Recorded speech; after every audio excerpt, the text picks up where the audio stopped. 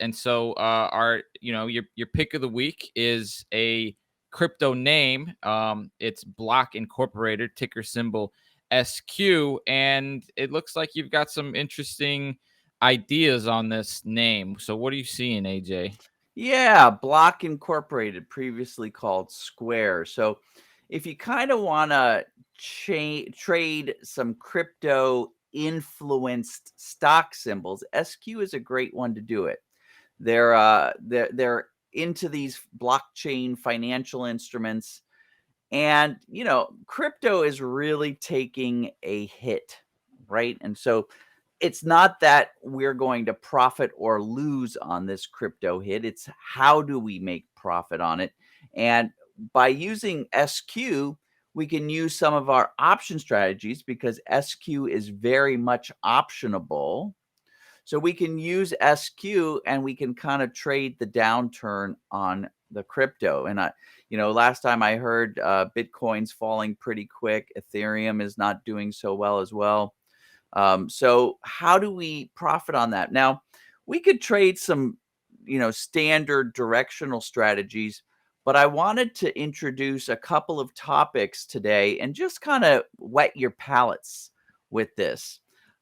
So first of all, we're going to focus on Square because that's going to be our representation or kind of our getting our toes into the crypto market while staying into the stock and options market where we are familiar. But I want to introduce something called ratio spreads, ratio call spreads, ratio put spreads. And I'm going to do that by using yet another tool called profit and loss diagram. So let me just show you a profit and loss diagram here in our tool. Profit and loss diagrams for you kind of neophytes out there. These tools are a way for us to understand how the option strategies work. It's like the option strategies fingerprint. So along the x-axis or this axis is what we call the independent variable. And that independent variable is going to be the underlying symbol price. So you can see along here, we've got prices of SQ that we can see. And then as you can see here, we've got plus and we've got minus. This is the profit or loss of the option strategy. And we can look at it with respect to what the option strategy costs now. And we can also, if we are going to be using our option strategy through expiration, a lot of times we can preview what it will be at expiration. So these things, when you get really deep into option strategies, you use your profit and loss diagram to fit to the stock pattern and to the other patterns of fear and uncertainty and time passing by. You use this P&L diagram. Each option strategy has its own fingerprint. Okay. So what I wanted to do is kind of introduce a trade that might be interesting on the Square. And there's two different versions, right? So I'm going to come on back to the chart. I'm going to take a little bit of a look here. And so let's construct something. I'm going to come back to the options and I'm going to use near-term options. So I'm going to use the options that expire on October 21st. And I'm going to start with a call ratio back spread. So let's start off by saying, for instance, that I'm going to buy the 5750 or not buy. I'm going to sell the 5750 call option. So I'm going to add that right here. Let me do this and change this one around. Let me get rid of that. Perfect. So I'm going to sell the 5750, and with the credit I get from that, I'm going to buy 2 of the 6250s. So I'm going to change the quantities of these.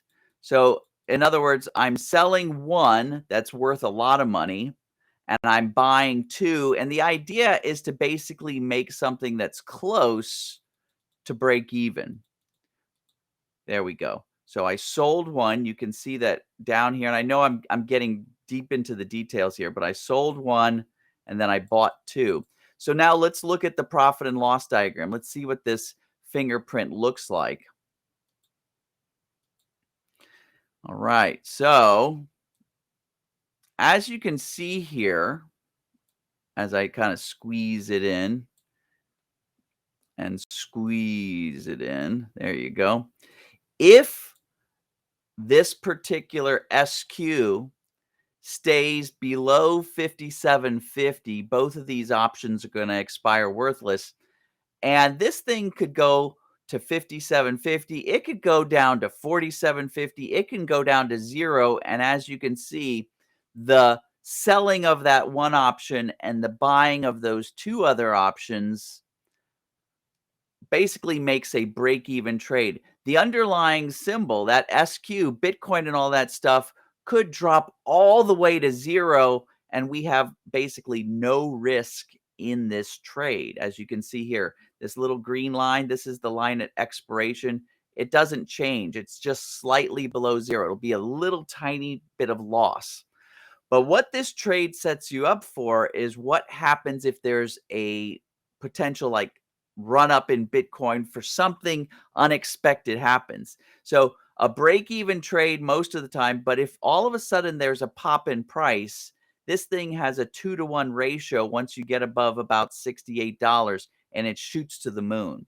So if you believe all of a sudden like something's coming around on the horizon, that there's a small chance that the crypto world could go crazy again, there could be a pop in price, this would be an awesome trade to put on it, because if you're wrong, no harm, no foul. The big risk, and I just want to make sure I always point out the big risk, is there is this kind of uncertainty zone between about 58 and 68. So if I take a look at that on the chart, there is this kind of uncertainty zone up here, like right around here. So if you continue to see it go down, no harm, no foul. If it pops up above 68, big wins, big wins, big wins. So it's a cool hedging position.